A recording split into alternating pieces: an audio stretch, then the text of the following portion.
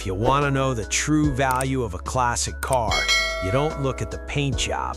A cheap coat of paint can hide a million sins. You look under the hood. You look at the engine block, the transmission, the chassis. The heart of the machine tells you if it's an original masterpiece or a worthless fake. I spent my life rebuilding broken machines and bringing them back to life. I just didn't realize the most broken thing in my garage was my marriage. My name is Wyatt. I'm 37 years old, and I run a custom classic car restoration shop. 6 years ago, I married Mia. Mia was a beautiful, aspiring model who loved the vintage aesthetic. She loved leather jackets, old rock music, and taking photos sitting on the hoods of the cars I built. But she hated the grease, she hated the smell of exhaust, and she hated that my hands were always calloused. Before I met Mia, I bought a rusted-out shell of a holy grail, a 1969 Dodge Charger Daytona. Over 5 years, I spent every weekend hunting down original matching numbers parts. I spent $60,000 and 3,000 hours of my life bringing it back to flawless showroom condition. Because it had the original 426 Hemi V8 engine, it was appraised at just over $400,000. It was my retirement plan. I promised Mia that when I sold it, we would buy a house on the beach. But Mia didn't want to wait for me to sell it. She wanted to sell it herself.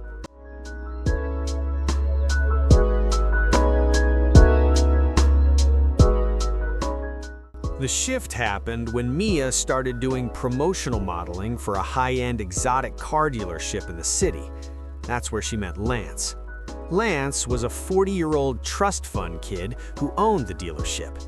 He drove a bright yellow Lamborghini, wore massive designer watches, and called himself a car guy.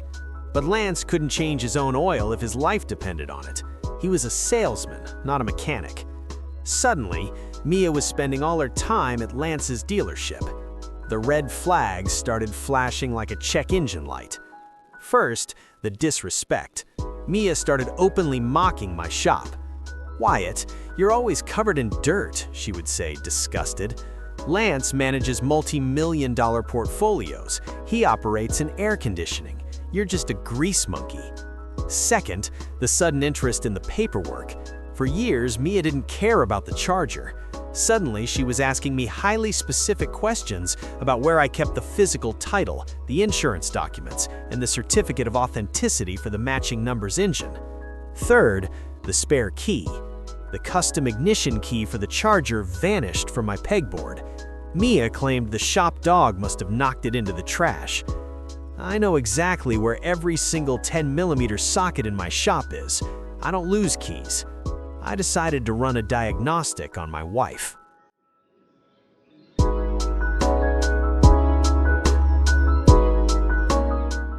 I keep a voice-activated digital recorder in my toolbox to verbally log serial numbers while my hands are dirty. One Friday, while I was outsourcing parts, Mia brought Lance to my shop. They thought it was empty. I came back, noticed the toolbox was slightly out of place, and played back the recorder. I didn't just hear an affair. I heard a premeditated $500,000 heist. Lance was saying, "The paint is flawless. The buyer in Germany is wired and ready. He's willing to pay $450,000 in cash, but he needs it in a shipping container at the port by Sunday night." Mia replied, "Wyatt leaves for the Detroit Auto Show on Friday morning. I have the spare key. You bring the enclosed trailer to the shop on Friday night, load the car, and drive it to the port. On Saturday morning, I'll call the police crying and report a break-in. Wyatt gets the $400K insurance payout eventually, but we get the $500,000 in cash right now. I'll meet you in Berlin." Lance laughed. "The grease monkey is going to fund our entire life." I sat on a rolling stool in my quiet garage, staring at the beautiful aerodynamic nose of the Charger Daytona. My wife was sleeping with a fraud. They were going to steal my masterpiece, commit international grand theft auto, commit federal insurance fraud, and leave me with nothing but a police report. They thought I was just a grease monkey. They didn't understand what a master mechanic can do with a wrench in a few hours of free time.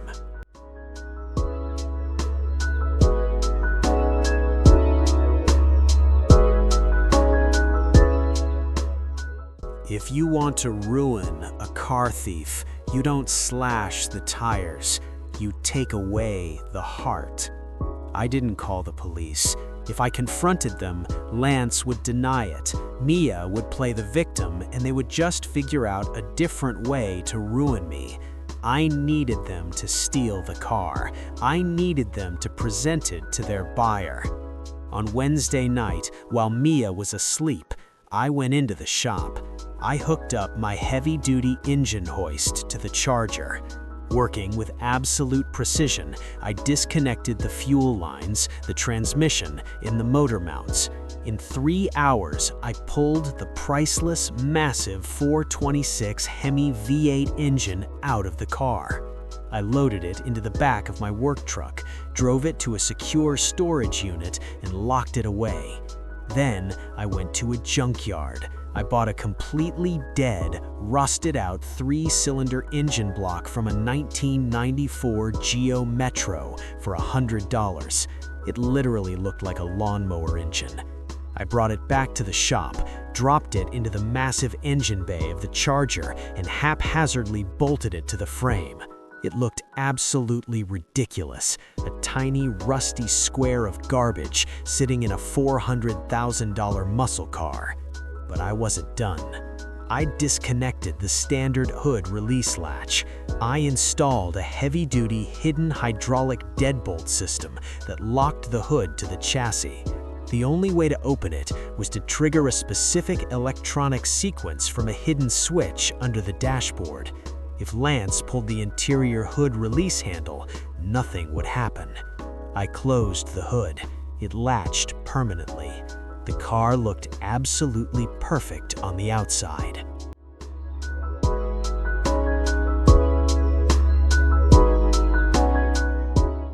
On Thursday, I drove to the local police precinct. I knew the detective who handled auto thefts. I played him the audio recording of Lance and Mia planning the heist, and I showed him the physical title proving I was the sole owner.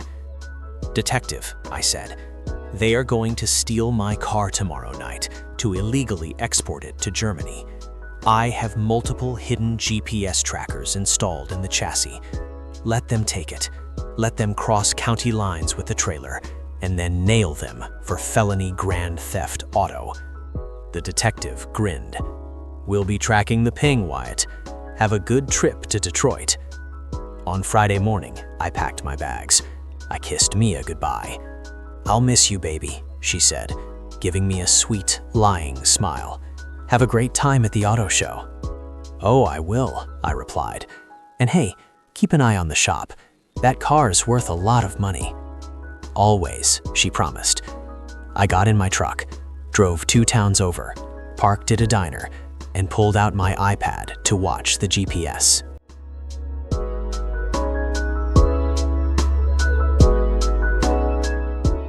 At 11 p.m. on Friday, the GPS tracker in the Charger started moving. Lance had arrived with an enclosed trailer. Because I pulled the engine, the car couldn't be driven. But Lance wasn't a mechanic. He just assumed the battery was dead. He used the trailer's winch to drag my 4,000-pound car into the box, completely unaware that it was missing 800 pounds of engine. He didn't take it straight to the port. According to the GPS, he drove it to a massive private warehouse near the airport.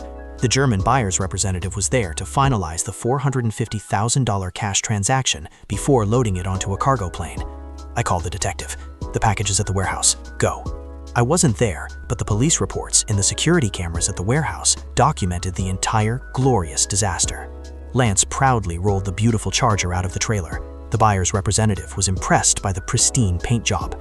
"It is beautiful," the representative said with a thick German accent. But before we wire the $500,000, I must verify the matching serial numbers on the 426 Hemi engine block. Of course, Lance said confidently. He reached into the driver's side and pulled the hood release lever. Clunk. Nothing happened. The hydraulic deadbolts held the hood completely flush. Lance pulled it again. He started sweating. He tried to pry his fingers under the lip of the hood. It wouldn't budge. The buyer's rep crossed his arms. Open the hood, Lance. Now. Panicking and desperate for the money, Lance grabbed a heavy steel crowbar from his truck. He jammed it under the pristine $10,000 aerodynamic nose cone of my car and violently pried upward, damaging the paint and bending the metal until the hydraulic locks finally snapped. The massive hood swung open. Lance and the buyer stared into the engine bay. Sitting in the center of the massive space, looking like a rusty metal shoebox, was the 3-cylinder Geo Metro engine covered in cobwebs. The buyer looked at the junk engine. He looked at Lance. His face turned bright red. "You insult me with this garbage," the buyer roared. "This is a scam. You are a fraud." Before Lance could even stammer an excuse, the warehouse doors burst open. 4 police cruisers tore inside, sirens blaring and lights flashing. Officers poured out with their weapons drawn.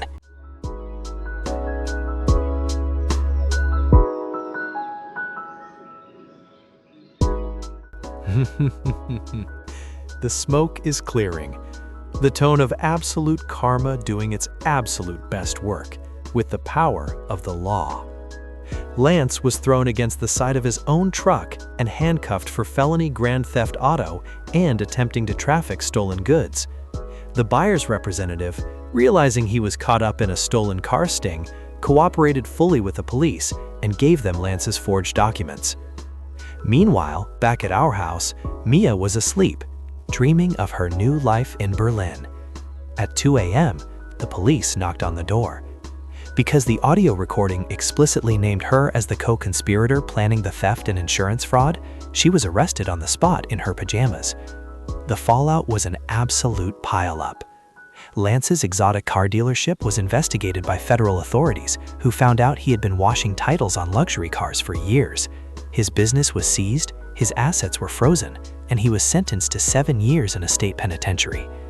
Mia, terrified of prison, took a plea deal and turned state's evidence against Lance. She avoided jail time, but was convicted of a felony. During our divorce, she had no leverage, no money, and no defense.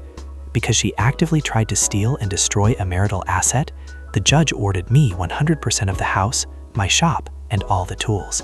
She walked away with nothing but the criminal record she earned.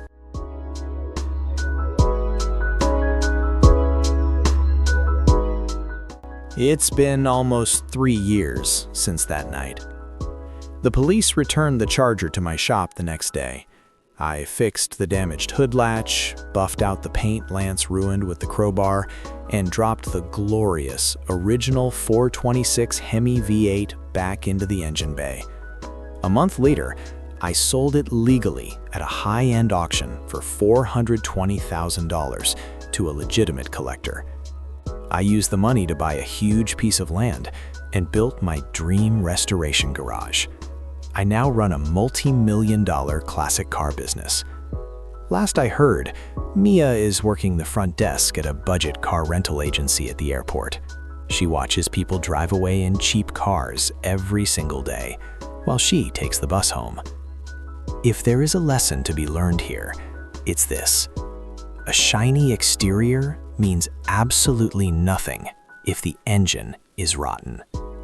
If your partner only cares about the polish and tries to steal the keys to the life you built, don't yell. Don't fight them. Just take a wrench, pull the heart out of the machine, and let them try to sell a lawnmower to a billionaire. Thanks for listening to my story. If you enjoyed this one, drop a like, hit subscribe, and let me know in the comments, what's the worst scam a mechanic has ever tried to pull on you? Stay sharp and always check under the hood.